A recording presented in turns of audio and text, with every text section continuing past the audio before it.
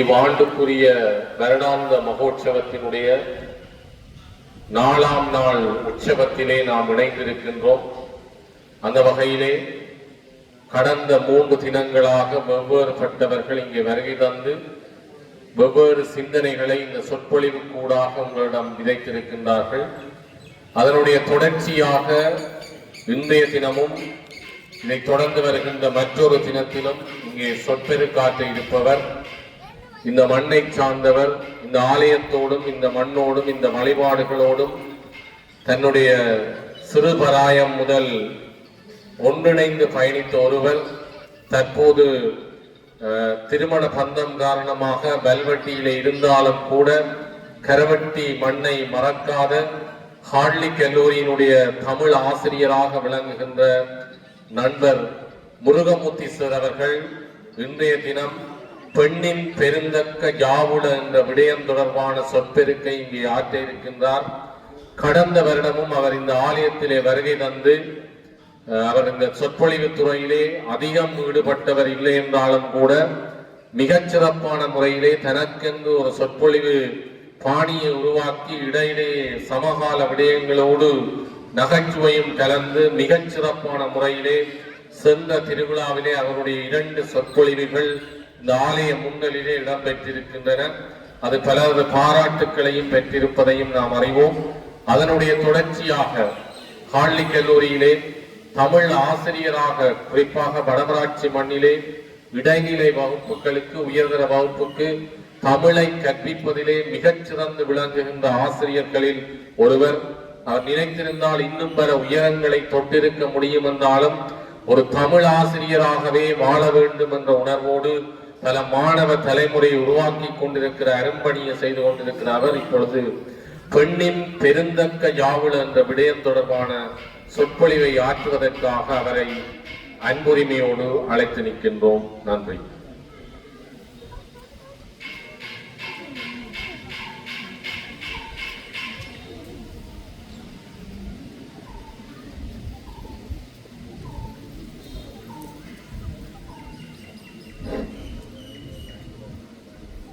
எல்லாம் வல்ல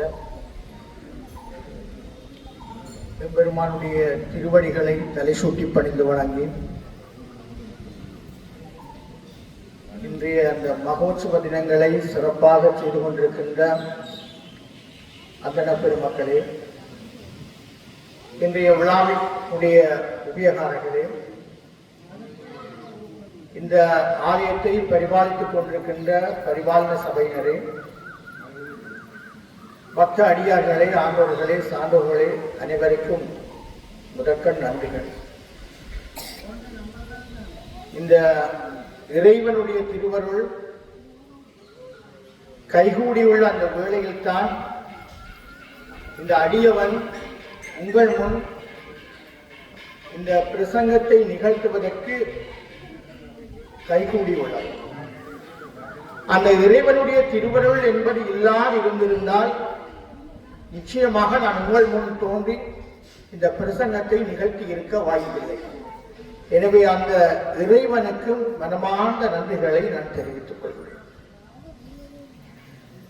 பெண்ணில் பெருந்தக்க யாவுல என்கின்ற ஒரு தலைப்பிலே என்று பேசலாம் என்று எண்ணியிருக்கிறேன். உண்மையில் ஒரு ஜீவனுக்கும் இந்த இயற்கைக்கும் இடையிலான ஒரு ஊடாட்டம் என்பதுதான் மனிதனுடைய வாழ்வு. அந்த மனித வாழ்வுக்கு உயிர் கொடுக்கிறவள் எவள் என்று பார்த்தால் அவள்தான் தாய். அந்த தாய் என்பவள் இந்த வாழ்வுக்கு எவ்வளவு உயிராக இருக்கிறாள். என்னுடைய வாழ்வுக்கு நீர் எவ்வளவு முக்கியம், அதைவிட முக்கியமாக இருக்கிறது தாய்.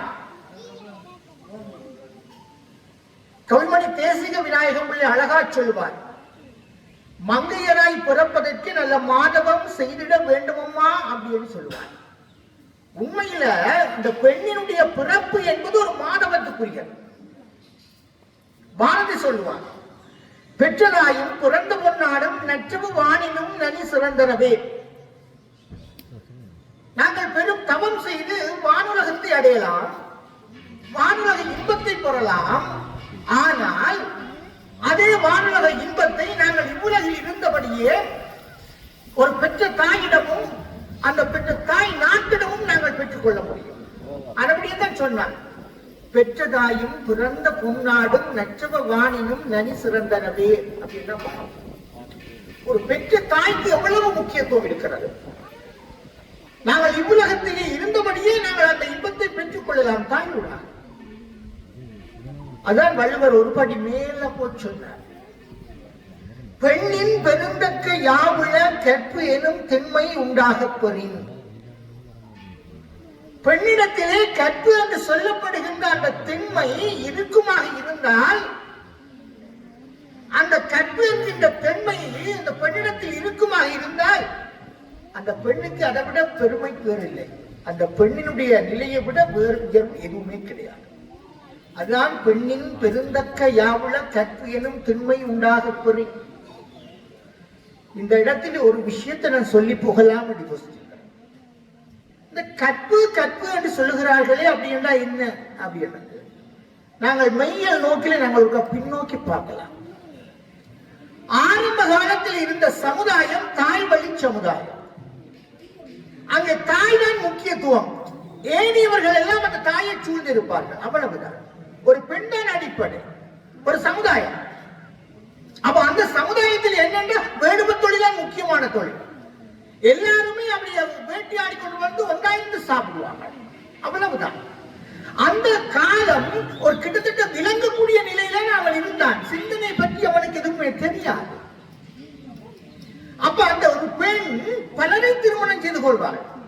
கிட்டத்தட்ட ஒரு விளங்கக்கூடிய வாழ்க்கை. அவன் தன்னுடைய சகோதரனையும் செய்து கொள்வாள், ஏன் தன்னுடைய மகனை கூட இணைந்து கொள்வாள். இது அந்த தாய் வழி சமுதாயம். அந்த அவ்வளவுக்கு சிந்தனையாற்றல் வளரையில்லை. அப்ப அவன் என்ன செய்வான், நாடோடி வாழ். இந்த காட்டுக்குள்ள இருப்பான், இந்த காட்டுக்குள்ள விளங்க முடிஞ்சா அடுத்த காட்டுக்கு போவான், அடுத்த காட்டுக்கு முடிஞ்சா அடுத்த காட்டுக்கு போவான். இப்பதான் சாதுவா செஞ்சுட்டான். என்றால் நான் ஒவ்வொரு விலங்குகளா தேடி தேடி தேடி நான் போக வேண்டும். நானே அந்த விலங்குகளை வளர்த்தால் என்ன அப்படின்னு யோசிச்சார். அப்பொழுதுதான் நதிக்கரை நாகரிகங்கள் தோற்றம் பெற்றன. இந்த நதிக்கரை நாகரிகங்கள் தோற்றம் பெற்ற பொழுது அவன் மாநாடுகளை தானே வளர்த்தான், பயிர்களை தானே செய்தான். இப்பொழுதுதான் அந்த ஆடவன் அங்கே தொழில் முயற்சியில் நன்றாக ஈடுபடுகிறான். இப்ப சாதுவா யோசிச்சான், நான் கொஞ்சம் பேர் போய் உழைச்சு கொண்டிருக்கிறேன், மிச்சம் பேர் சும்மா இருந்து சாப்பிடுறான். சாதுவா யோசிச்சான், அப்ப நான் இப்ப உழைக்கிறேன், மற்றவன் சும்மா இருந்து சாப்பிடுறான்னா இதுக்கு ஒரு பரிகாரம் தேட வேணும். இப்ப நான் எனக்கு ஒரு மனைவி எனக்கு ஒரு பிள்ளை இருந்தால் நான் உழைக்கிறது என்னுடைய குடும்பத்தோட போயிடும், அடுத்தவனுக்கு போவா. இப்பதான் சிந்திச்சான். அப்பதான் அந்த கற்பு பற்றிய கோட்பாடு தோற்றப்படுகிறது. ஒருவனுக்கு ஒரு தீ. வடிவா கவனிச்சு கொள்ளுங்க, சொத்துக்கள் கைமாறப்படுகின்ற சமுதாயத்தில கற்பு பற்றிய கோட்பாடு இறுக்கமாக இருக்கும். எங்களுடைய தமிழர் சமுதாயத்தில் இன்றைக்கும் கற்பு பற்றிய கோட்பாடு இறுக்கமாக இருக்கின்றது என்றால் அதுக்குரிய அடிப்படை காரணம் சொத்துக்கள் கைமாறப்படுதல். மறுவழியா பாருங்க, சொத்துக்கள் கைமாறப்படாத சமுதாயத்தில் கற்பு பற்றிய கோட்பாடு இறுக்கமாக இருக்காது. வெள்ளக்காரன் அங்கே சொத்துக்கள் கைமாறப்படுவது கிடையாது, எனவே கற்பு பற்றிய கோட்பாடு இறுக்கமாக இருக்காது. நாங்கள் ஒரு பெரும் பேறு வாய்த்தவர்கள் இந்த தமிழர்கள். அந்த கற்பு பற்றிய கோட்பாட்டுக்குள் இன்றும் இறுக்கமாக இருக்கிறோம். ஆனபடியால் எங்களுடைய வாழ்வு நலமாக இருக்கிறோம். இலக்கியத்தை எடுத்து பாருங்கள். ராமாயணத்தில சீதை ஒரு கற்பு நிற தவறானவளாக இருந்தார். ராவணன் தூக்கிட்டு போயிட்டார், லங்காபுரியில சிறை வச்சிருக்கிறார். அனுமன் வாரான், சொல்றான், அம்மா நீங்க தோண்டி ஏறி இருக்க, நான் அப்படியே காப்பாற்றி கொண்டு போறேன். சீதை சொன்னார், நான் இந்த ராவணனை தூக்கி வந்த அன்றே நான் சொல்லினால் சுடுவேன், என்னால் முடியும். ஆனால் அந்த ராமனுடைய அம்புக்கு இழுக்கு ஆனபடியால் தான் நான் பொறுத்திருக்கிறான். இதுதான் அவருடைய கற்பினுடைய திண்மை. சிலப்பதிகாரத்தில் கண்ணகிய பாருங்க, அவருடைய 3 வித கற்பை காணலாம். அறக்கற்பு, மரக்கற்பு, தெய்வீக கற்பு. அவள் கணவனோடு அந்த வாழ்ந்த காலத்தில் கணவனோடு பேசியதாக இளம்புவடிகள் காட்டே இல்லை. அறக்கற்பு. கணவன் கல்வன் என்று பெயர் சொல்லி சூட்டப்பட்டு கொலை செய்யப்படுகிறான், இப்பொழுது நீதி கற்கிறான். அந்த இடத்திலே அவளிடம் மரக்கற்பு இருக்கிறது, வீரக்கற்பு. கோவலன் கல்வன் அல்ல என்று நிரூபித்து பாண்டிய மன்னன் இருக்கிறான். தொடர்ந்து அவள் என்ன செய்கிறாள்? தெய்வமாகிறாள். அது தெய்வீக கற்பு. கண்ணகியிடம் அந்த 3 கற்பையும் நாங்கள் சிலப்பதிகாரத்தில் பார்க்கலாம். மகாபாரதத்தில் எடுத்துக்கொண்டால், மகாபாரதத்தில் திரௌபதி கற்புணர்வு தவறாதவள். துரியோதனுடைய சபை நடுவில் துச்சாதனன் துகிலுரிகிறான். இறைவனிடம் வேண்டியிருக்கிறாள். சேல சேலையா வந்து சேருது. கற்பினுடைய திண்மை வடிவா கவனித்துக் கொள்ளுங்க. சொல்லுவார்கள், இந்த பொம்பளை பிள்ளைகள் அழப்படாது, பொம்பளை பிள்ளைகள் அழக்கூடாது. காரணம் என்னென்று சொன்னால், சீதை அழுதாள், இலங்காபுரி எரிஞ்சது. சிலப்பதிகாரத்தில் கண்ணகி அழுதாள், மதுரை எரிஞ்சது. மகாபாரதத்தில் திரௌபதி அழுதாள், அஸ்தினாபுரம் எரிஞ்சது. பொம்பளை பிள்ளைகள் ஒரு பொழுதுமே அழக்கூடாது, ஏனென்றால் அவர்கள் தெய்வீக பிறவிகள். அடுத்த விஷயத்தை பாருங்க. அருங்குறவர்கள் என்று நாங்கள் சொல்கின்றோம் அல்லவா? மாதா பிதா குரு தெய்வம். நாங்க பையங்களை ரோட்ல கேட்பது உண்டு. அதேண்டா அருங்குறவர்களுக்கு அம்மாவை கொண்டு முன்னுக்கு வச்சாங்க அப்படின்றது. பையங்கள் சொல்லுவாங்க, அம்மா தான் பிள்ளை முதலாவதா பார்த்திருக்கும், ஆனபடியா அம்மா தான் முதலாவது. அப்படின்னா நான் கேட்கிறது, நேச பார்த்தா நேச அம்மா, டாக்டரை பார்த்தா டாக்டரா முதல் அம்மா? கிடையாது. அம்மா என்பவள் ஒரு முழு பொருள், முதற் பொருள், உண்மை பொருள். அம்மா தான் இனங்காட்டுவாள் அம்மாவிட்ட, இரண்டா அப்பா. அப்பா இனங்காட்டுவார் குருவை, குரு இனங்காட்டுவார் தெய்வத்தை. அதான் எங்களுடைய பிறப்பெடுத்தனுடைய அடிப்படை நோக்கம். மாதாதான் எல்லாவற்றுக்கும் அடிப்படை. அன்னையும் பிதாவும் உன்னறி தெய்வம். இப்பவும் அன்னையத்தான் முன்னுக்கு வச்சது. தாயின் சிறந்தொரு கோவிலும் இல்லை, தந்தை சொல்மிக்க மந்திரம் இல்லை, தாய் தான் முன்னுக்கு வச்சது. பாருங்க எங்களுடைய இயற்கைய. நாங்கள் எங்களுடைய வாழ்வுக்கு அடிப்படையான இயற்கைக்கு நாங்கள் பெண்ணிலை கொடுத்துத்தான் வைத்திருக்கிறோம். பூமியை தாய் என்றுதான், இந்த நிலத்தை தாய் நிலம் என்றுதான் சொல்றோம், இந்த நாட்டை தாய் நாடு என்றுதான் சொல்றோம், மொழியை தாய்மொழி என்றுதான் சொல்றோம். நாங்க படிக்கிற கல்லூரியை கல்லூரி தாய் என்றுதான் சொல்றோம். நீரை பாருங்க, கடலை அண்ணி என்றுதான் சொல்றோம், நதிய காவேரி ஜமுனா அப்படின்னு சொல்லி பெண்ணை கொடுத்து வச்சிருக்கோம். அந்த இயற்கைக்கு கூட பெண்ணுக்கு உரிமை கொடுத்து பெண்ணாகத்தான் நாங்கள் பார்த்துக் கொண்டிருக்கிறோம். காரணம், அந்த நிலை இல்லை என்றால் வாழ்வு இல்லை. சரி, என்னுடைய தெய்வங்களை பாருங்க, எல்லா தெய்வங்களுமே இல்லற தெய்வங்களாகத்தான் இருக்கு. பிரம்மா சரஸ்வதி, விஷ்ணு இலக்கும், உருத்திரன் துர்க்கை, எங்களோட முருகப்பெருமானுக்கு ஒன்றுக்கு டபுள் வள்ளி தெய்வம். அப்ப என்ன அந்த பிள்ளையாருக்கு பார்த்தா, பிள்ளையார் தென்னாட்டில மட்டும்தான் பிரம்மச்சாரி, வடநாட்டிலே அவர்களுக்கு 4 சக்திகள் உண்டு என்று சொல்லுவார்கள். சித்தி, புத்தி, வல்லவை, நீல சரஸ்வதி என்ற 4 சக்திகள். வகுப்பில பிள்ளையார் கேட்பாங்க, சார் ஒரு முடிவுக்கு வாங்க, பிள்ளையார் பிரம்மச்சாரியா இல்ல அவருக்கு 4 சக்தி இருக்கா? நான் சொல்றது நகைச்சுவையாக சொல்லிக் கொள்றது. அப்படியே அவர் ஒரு வீட்டு சாப்பாடு தின்னா அந்த அளவுக்கு தொந்தி வயிறு வச்சிருக்காரு. அவர் 4 வீட்டு சாப்பாடு சாப்பிடுறபடியாத்தான் உங்க தொந்தி வயிறு வச்சது. அவருக்கு 4 சக்தி தாண்டா சரியா இருக்கும். ஏனென்றால் அவ்வளவு தூரத்துக்கு அவர் இருக்கிறார். சரி, எங்களுடைய சிவபெருமான பார்த்தால் எல்லாரும் தங்களுடைய சக்திகளை பக்கத்து வச்சிருந்தாங்க. சிவன் என்ன செய்ய அச்சிச்சு அனுக்கூடாது, பாதியாக்கி கொண்டார். அதான் பாதி சிவன் பாதி உமை, அர்த்தநாரீஸ்வரர் வடிவம். சிவஞான சித்தியாரில் அருமையா சொல்வார்கள், அந்த அர்த்தநாரீஸ்வரர் வடிவத்தை சொல்வார்கள். எத்திரம் நிப்பானீசன் அத்திரம் அவளும் நிப்பாள். அர்த்தநாரீஸ்வரர் வடிவம் என்றால் ஒரு ஞாபகம் வருகிறது. அது கிட்டத்தட்ட ஒரு 15 வருஷத்துக்கு முதல் கூடுமல்லது குறையாது. அரசடி பள்ளிக்கூடத்திலே 4ஆம் ஆண்டுல ஒரு டீச்சர் படிச்சு கொண்டு வந்தா 4ஆம் ஆண்டு சைவ புத்தகத்தில் இருந்தது அர்த்தநாரீஸ்வரர் வடிவம். இந்த சின்ன பிள்ளைகள் கேட்கிற கேள்வியை பாருங்க, கொஞ்சம் முடக்கா கேட்கும், உங்களுக்கே ஒருவருக்குமே விட தெரியாது. பாதி சிவன் பாதி உமை. அந்த டீச்சரை பார்த்து கேட்டது அந்த பிள்ளை, மிஸ் அந்த மிச்ச 2 பாதியும் இங்க முடிஞ்சதடா கதை. டீச்சருக்கு இதுக்கு என்ன பதில் சொல்றதுன்னு தெரியல. அப்ப மன்னவன் கதப்போ இங்க உயிரோடு இருந்தார். எங்களுடைய ஊருடைய ஒரு தமிழ் அறிவு, ஒரு தமிழ் கடல். அவர்கிட்ட வந்து அந்த டீச்சர் கேட்டா சார் என்னட்டு ஒரு பிள்ளை கேட்டுட்டு சிவன் பாடி உமாரியாட மிச்சம் 2 பாடியும் வங்கி என்று கேட்டுட்டு இப்ப என்ன பதில் சொன்னார்?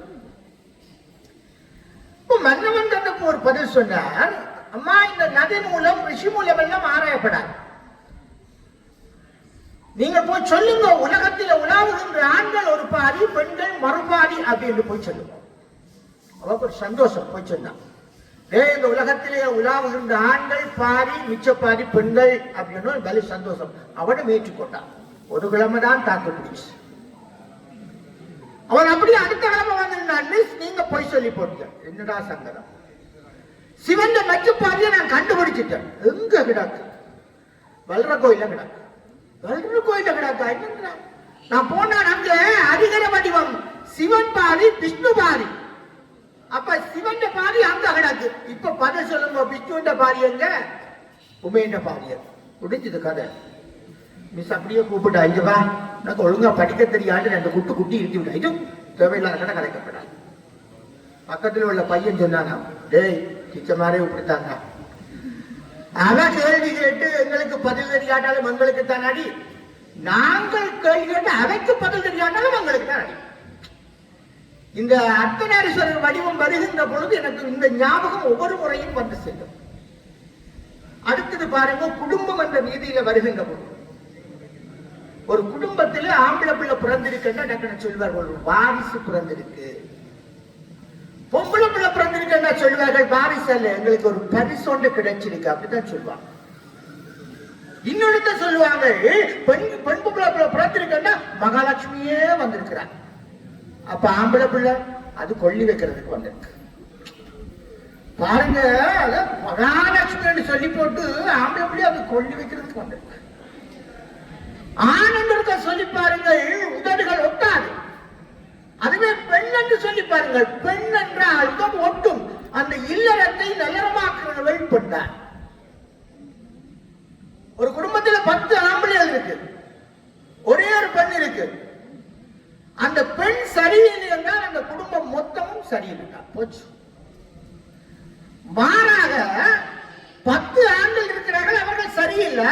ஆனா ஒரே ஒரு பெண் இருக்கிறாள், அவள் சரியானவனாக இருந்தால் நிச்சயமாக அந்த குடும்பத்தை காப்பாற்றி விட முடியும், உயர்த்தி விட முடியும். அதுதான் பெண். அதுதான் இல்லாள் அகத்திருக்க இல்லாதது ஒன்று இல்லை அப்படின்னு சொல்வார்கள். பாருங்க, கடவுளுடைய அருள் கிடைத்தால் உங்களுக்கு ஆம்பளை பிள்ளை கிடைக்கும். இல்லை இல்ல கடவுளே வந்து பிறக்க வேண்டும் நினைச்சா அது பொம்பளை பிள்ளையால மட்டும்தான் முடியும். ஒரு தந்தைக்கு தன்னுடைய வீட்டில் ஒரு பொம்பளை பிள்ளை பிறந்திருக்கா, அந்த தந்தைக்கு மட்டும்தான் தெரியும், என்னுடைய வீட்டில் ஒரு தேவதை உலாவுகிறாள். பாருங்க, அந்த பெண்ணுக்கு எவ்வளவு முக்கியத்துவம். ஆம்பளை பிள்ளை எல்லாம் யோசிக்க கூடாது, நானும் ஆம்பளைதான். பாருங்க, நாங்கள் எங்க பிறக்கிறோம்? பெண்ணிடத்திலாம் பிறக்கிறோம். எங்க பால் குடிச்சு வளர்ந்தோம்? பெண்ணிடத்திலாம் பால் குடிச்சு வளர்ந்தோம். யாரை திருமணம் செய்தோம்? பெண்ணைத்தான் திருமணம் செய்தோம். பொம்பளை பிள்ளை பிறந்தா அது ஒரு பெரும் தகைமை அப்படி என்று நாங்க சொல்லிக் கொண்டோம். இது ஒரு காலம். இப்ப அப்படி இருக்கு. உணவு சமைக்க வேண்டும் பெண் வேண்டும், துணி துவைக்க பெண் வேண்டும், வீடு பறிக்க பெண் வேண்டும், காதலிக்க பெண் வேண்டும், கைப்பிடிக்க பெண் வேண்டும், குழந்தை விட பெண் வேண்டும். ஆனா குழந்தை மட்டும் ஆம்பளை பிள்ளையா இருக்கும். இது எந்த வகையில உண்மையில நியாயம்? ஏற்றுக்கொள்ள முடியாத ஒரு விஷயம். பாருங்க, விவேகானந்தர் வெளிநாட்டுக்கு போய் உரையாற்றி இருந்தார். பெண்ணினுடைய பெருமை என்கின்ற தலைப்பில் உரையாற்றினார். அருமையிலும் அருமையான உரை நடைபெற்றுக் கொண்டிருக்கிறது, முடிவடையவில்லை. அப்புறம் ஆங்கில பேராசிரியர் எழுப்பினார், எட்வின் மெர்வின் என்பவர் எழுதுகின்றார். நீங்க நல்லாத்தான் பேசுறீர்கள் பெண்ணினுடைய பெருமை பற்றி, ஆனால் பெண்ணை அடிமைப்பட்ட தேசத்தில் இருந்து கொண்டு, பெண்ணுடைய அடிமைப்பட்ட தேசமாக வைத்துக் கொண்டு, அந்த தேசத்தில் இருந்து வந்து இங்கே பெண்ணினுடைய பெருமை பற்றி பேசுகிறீர்களே, இது சரியான்னு கேட்டார். விவேகானந்தர் கலங்கேன் அமைதியா இருந்து கொண்டு பதில் சொன்னார். எங்களுடைய தேசத்தில் தாரத்தை தவிர மற்ற எல்லோரையும் நாங்கள் தாயாகத்தான் பார்க்கிறோம்.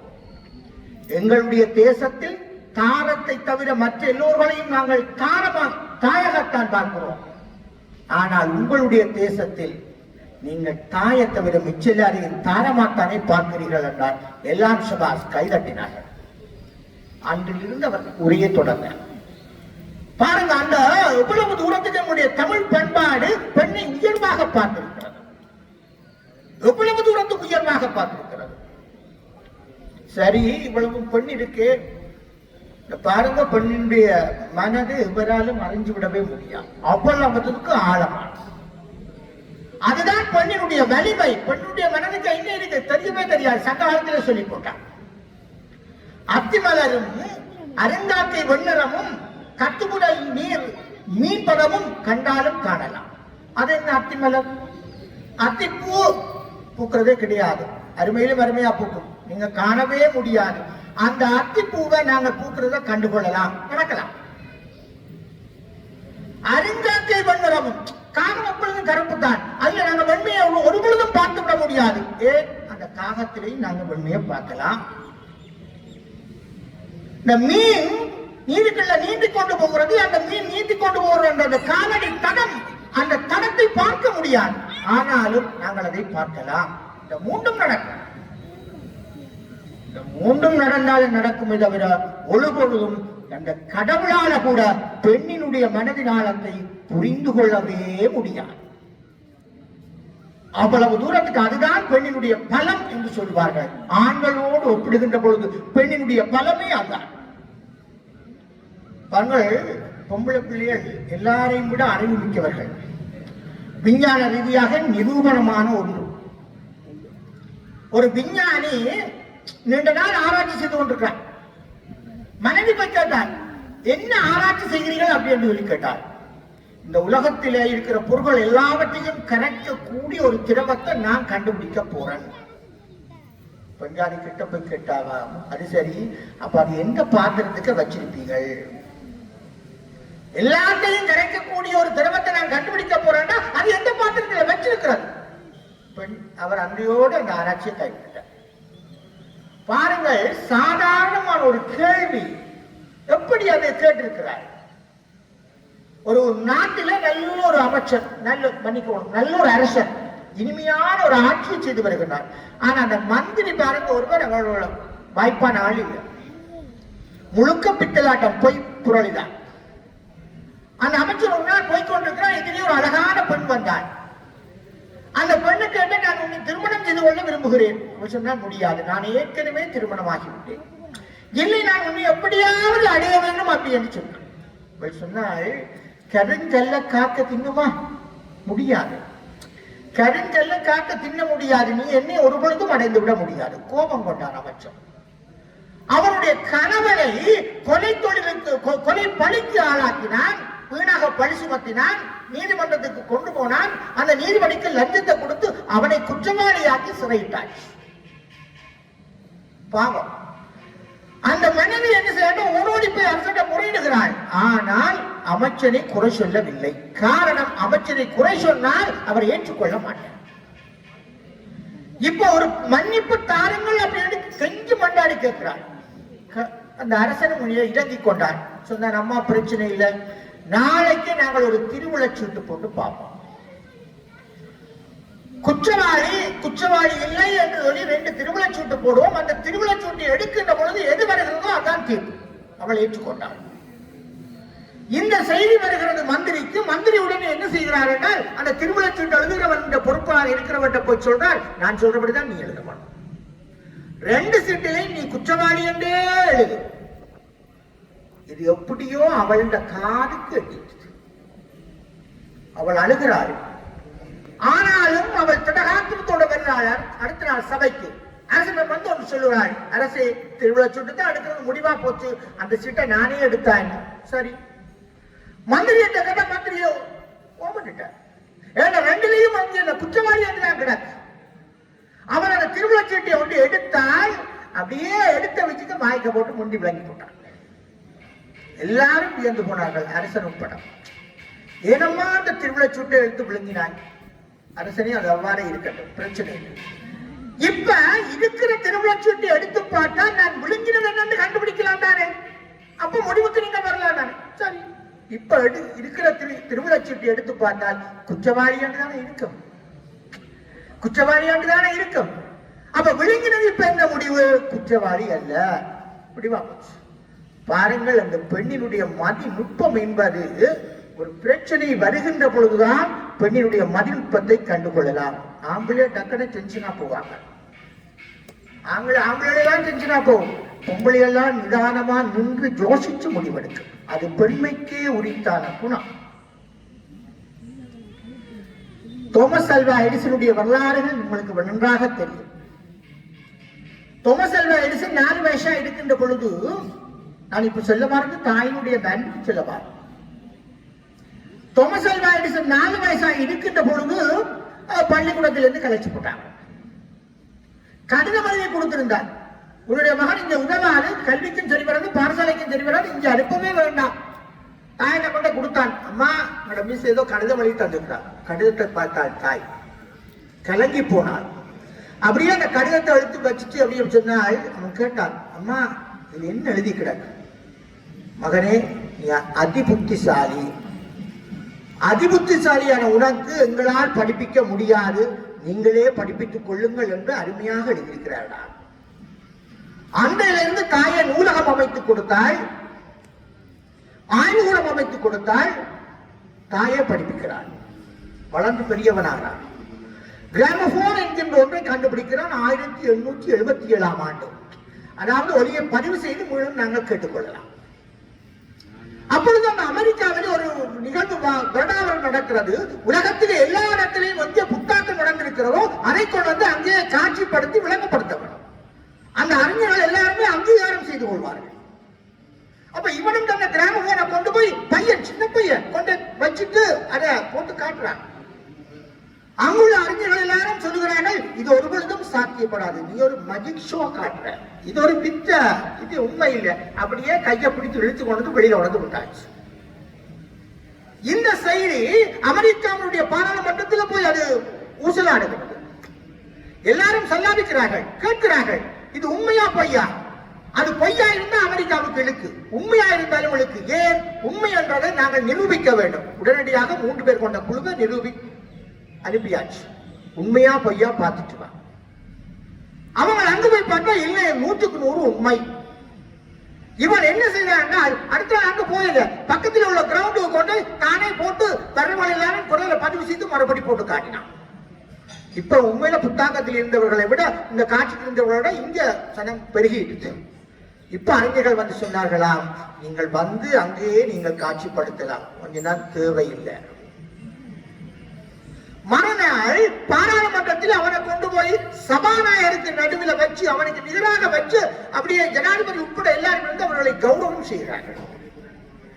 ஆனால் அவன் மிகவும் அமைதியா இருக்கிறான். அவனுடைய மனதில் ஏதோ ஒரு சஞ்சலம் தெரிகிறது, முகத்தில் ஒரு துன்பம் தெரிகிறது.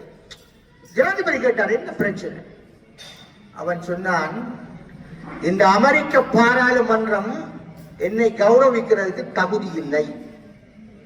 காரணம், இந்த அமெரிக்க பாடசாலைகளில் நான் படிக்க தகுதியில் என்று வெளியேற்றப்பட்டவன், எவ்வாறு நீங்கள் அதை உரிமை கொண்டாட முடியும்?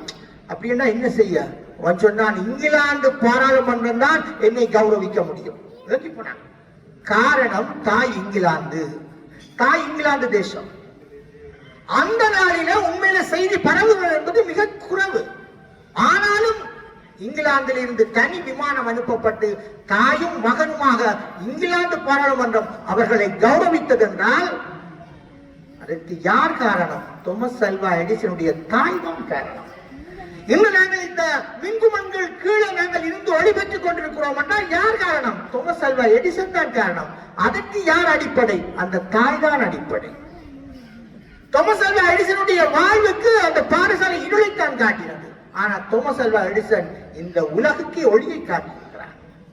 அது தாயால் கொடுக்கப்பட்ட ஒளி.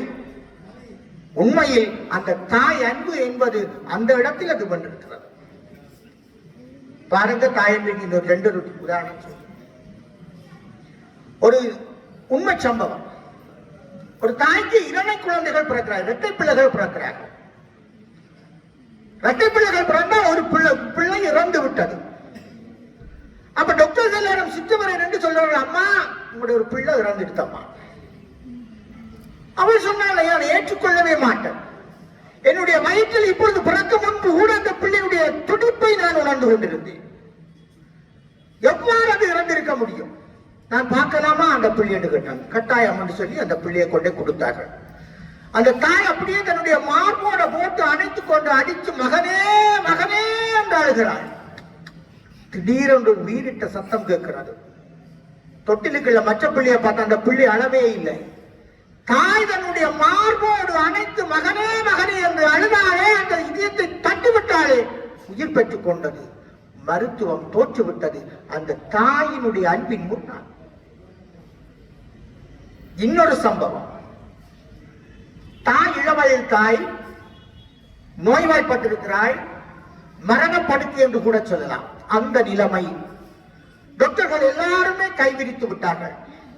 முடியாது, அவளை காப்பாற்ற முடியாது. பாருங்கள், இதய துடிப்பு குறைந்து கொண்டே வருகிறது. நாங்கள் இனிமேல் அந்த ஆக்சிஜன் பிராணவாயுவை நாங்கள் கலக்கலாம், தேவையில்லை. அப்ப எல்லாருமே கைவிரித்து விட்டாங்க. உறவுகள் எல்லாரும் இருக்கிறீர்கள். அவருடைய 7 வயது பையன் பாவம், தாய் வருத்தம் வந்த பிறகு அவன் ஒழுங்கா சாப்பிடல, ஒருவரும் கொடுக்கல. அவன் டாக்டர்கிட்ட போய் கேட்டான், நான் அம்மாவோட கொஞ்சம் கதைக்கலாமா அப்படின்னு. தம்பி, நீங்கள் கதைக்கலாம், ஆனா அம்மா இனிமேல் கதைக்க மாட்டேன். அவன் அப்படியே கிட்ட போனான். நீங்க தாராளமா கதைக்கலாம். அப்படியே கிட்ட போனான். அம்மாண்ட கையை பிடிச்சான். அம்மாண்ட கையை பிடிச்சு கொண்டான். காதில் கிட்ட போய் கொண்டான். அம்மா பசிக்குதம்மா, அம்மா பசிக்குதம்மா அப்படின்னு சொன்னான். இறைவனுடைய, அதாவது எமனுடைய அழைப்பில் இருந்தவள் எவனுடைய பாசக்கயிறு வீசிக்கொண்டிருக்கின்ற பொழுது அந்த பாசக்கயிறுக்குள் அகப்பட்டு கொண்டிருக்கிறாள் தாய். ஆனால் இங்கே குழந்தை குளறுகிறது. அம்மா பசிக்குதம்மா, அந்த வார்த்தை அவளை தொடுகிறது. இந்த பாசக்கயிறு, அதாவது எவன் அறிஞ்ச பாசக்கயிற்றை விட மகனுடைய அந்த பாசம் அவளை தொடுகிறது. மீண்டும் இதயம் வேகமாக துடிக்கிறது. எல்லாரும் பிரமித்து போனார்கள். உடனடியாக செயற்படுகிறார்கள். மறுபடி அவள் உயிர் பெறுகிறாள். அந்த மகனை அப்படியே அணைச்சு கேட்கிறான், தம்பி நீ சாப்பிடலையடா? இது எல்லாம் மனதை தொடுகின்ற விடயங்கள். ஒரு தாயினுடைய அன்பு என்பது, தாய் பிள்ளை மீது வைத்திருக்கிற பாசம் என்பது அளவிட முடியாத ஒன்று. நான் அடிக்கடி சொல்லிக் கொள்றேன். பெரும்பாலான வீடுகள்ல பெற்றோரை பார்த்து பிள்ளை கேட்கிற ஒரு விஷயம், நான் யாராண்டு தெரியுமோ, நான் யாராண்டு தெரியுமோ, நான் யார் அப்படித்தான் கேட்கிறேன்.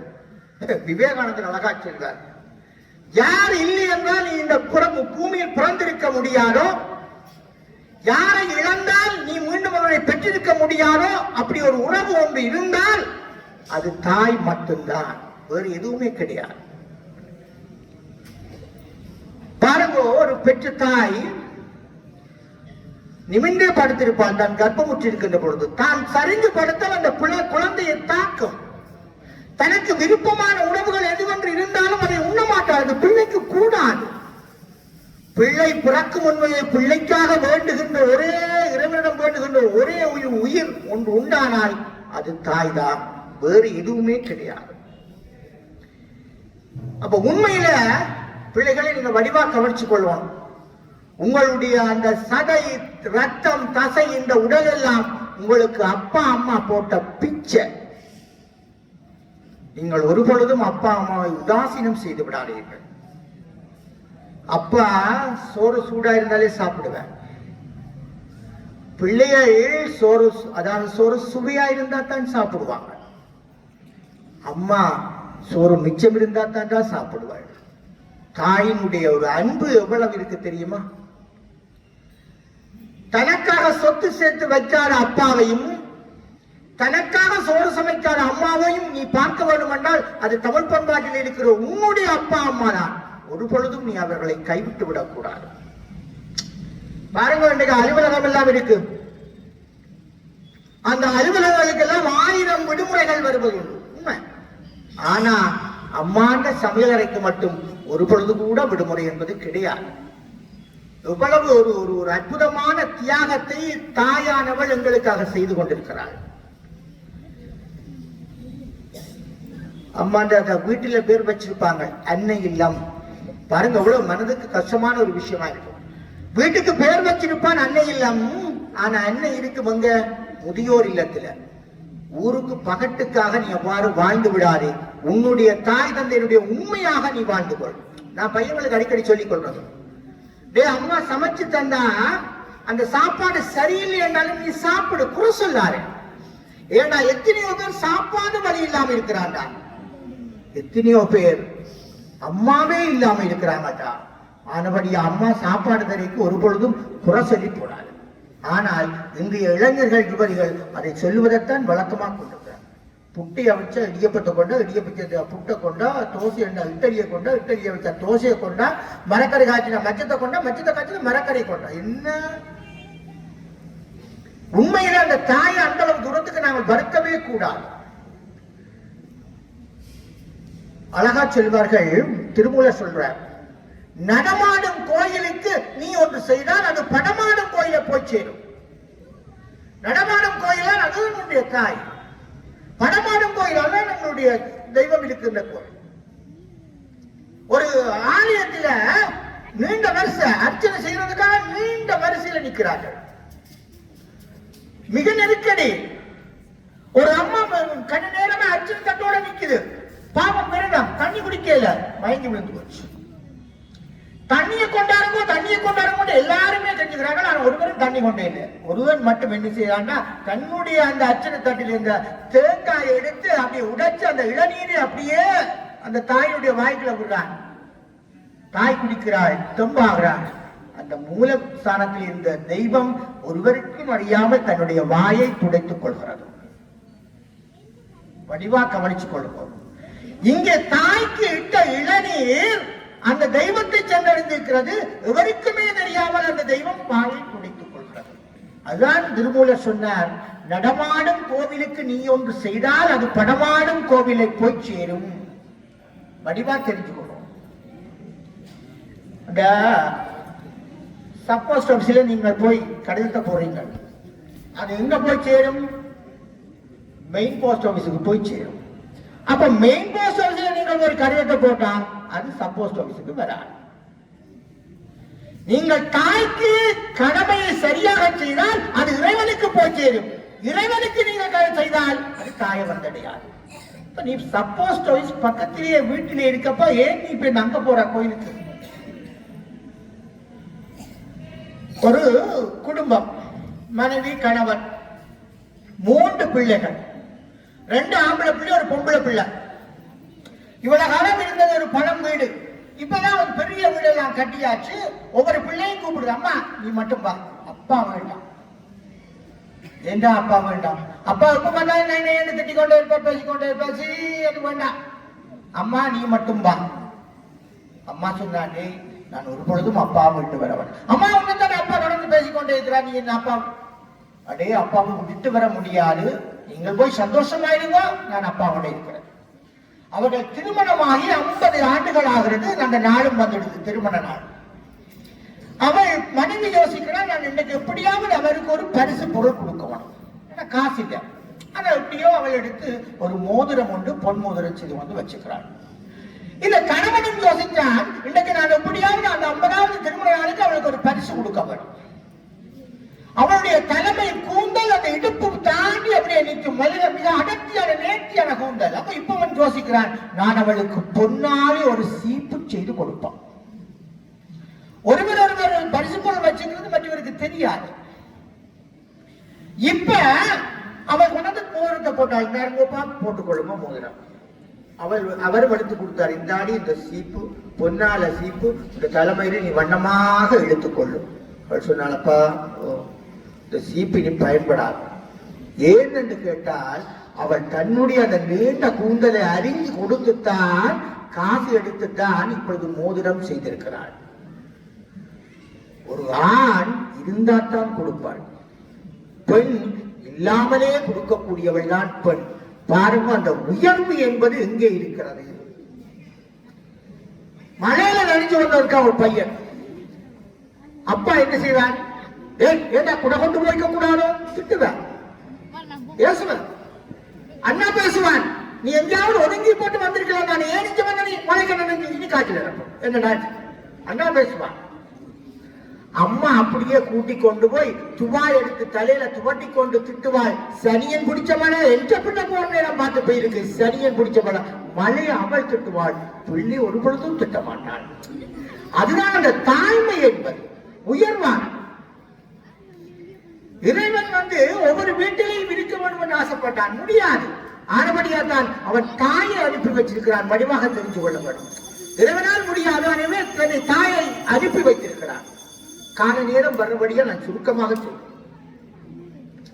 ஔவையார் பாடுகிறார், தாயோடு அரசு வைப்போம், தந்தையோடு கல்வி போம், சேயோடு தான் பெற்ற செல்வம் போம், ஆயவாழ்வு உச்சாருடன் போம், உடன் பிறந்தோல் தோல் வலிமை போம், பொற்றாலியோடு இவையாவும் போம். பாருங்க, அந்த தாலிக்கு எவ்வளவு வலிமை. இவ்வளவும் அந்த மனைவி அணிஞ்சிருக்கிற தாலியோடு இவை யாவும் சென்று விடும். திருவள்ளுவர் நீங்கள் பார்த்திருக்கலாம், 2 அடிதான் பாடியிருக்கிறார் திருக்குறள் அப்படி என்றார். திருவள்ளுவர் உலகத்துக்கு நீதி சொல்லுகின்ற பொழுது 2 அடியில சொன்னார். தனக்கு அந்த ஒரு துன்பம் வருகின்ற பொழுது அந்த 2 அடி அவருக்கு போதே இல்ல, 4 அடியில ஒரு பாடல் பாடினார். மனைவி 2 பொழுது பாடுகின்றார். அடிகினியாலே அன்புடையாலே படிசொல் தவறாதவளே அடிவருதி பின்தூங்கி முன்னடும் பேதாய் இனிதாய் எங்கூங்கும் வெண்கண்ணிரவு அப்படி என்று சொல்லுகிறார். அது 4 வரி பாடல், ஒரே ஒரு பாடல் தான். நேர போறபடியா மிக சுருக்கமா சொல்லுகிறார். பட்டினத்தார் யாவும் முற்றும் துறந்தவர். துறவுக்கு போகின்ற பொழுது எல்லாம் தாய் சொல்லுவாள், வேண்டாம் என்று தடுக்கிறாள். பட்டினத்தார் சொன்னார், நான் உனக்குடைய கடமை செய்கின்ற பொழுது நான் வந்து சேருவேன் என்றார். தாயார் இறந்துட்டார். பட்டினத்தார் நேரடியாக வந்தார். பிறகில் அப்படியே சிதையில மூட்டி இருக்கிறார்கள், மூட்ட போகிறார்கள். சிறிய விழுத்தினார், அப்படியே வாழை கண்டுகளை தூக்கி வச்சார். இப்பொழுது அவர் பாடல்கள் பாடினார். முந்தித்தவங்கிடந்து 300 நாள் சுமந்து அந்திமகளாய் சிவனை ஆதரித்து தொந்தி சரிய சுமந்து பெற்ற தாயார் தனக்கு எரிய தலை மூட்டுவேன். முன்னையிட்டதை முப்புறத்திலே, பின்னையிட்டதை தென்னிலங்கையில், அன்னையிட்டதை அழிவைக்கிலே, யானுமிட்டதை மூழ்கவே என்று சொல்லப்படுவது அது அப்படியே தீப்பற்றி எரிந்தது. அந்த துறவிக்கு கூட தாயுடைய அன்பும் தாயுடைய பரிவும் அவருடைய இரக்கமும் உயர்ந்த குணமும் தெரிந்திருக்கின்றது என்றால் அதைவிட மேலானது எதுவுமே இல்லை என்று கூறி வாய்ப்பளித்த இந்த அன்புள்ளங்களுக்கும் என்னுடைய அடியவர்களுக்கும் என்னுடைய இறை பெருமானுக்கும் நன்றி கூறி இத்துடன் என்னுடைய உரையை முடித்துக் கொள்கிறேன். நன்றி, வணக்கம்.